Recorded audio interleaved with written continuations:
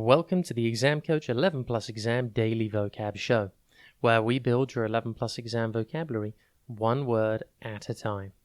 Today's word is vital. The pronunciation is vital, and the spelling is V-I-T-A-L. Nice and easy there.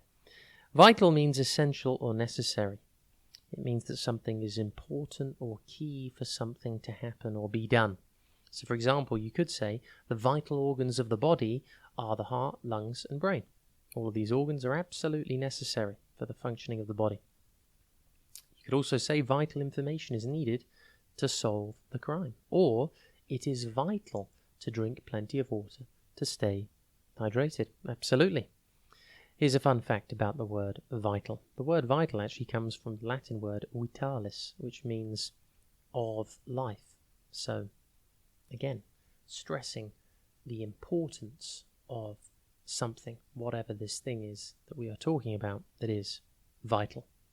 It's as important as giving life to something. It's very essential.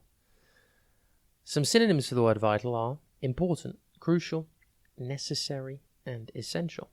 Some antonyms are insignificant, unimportant, and unnecessary. Remember to use the word vital in your writing and speaking today.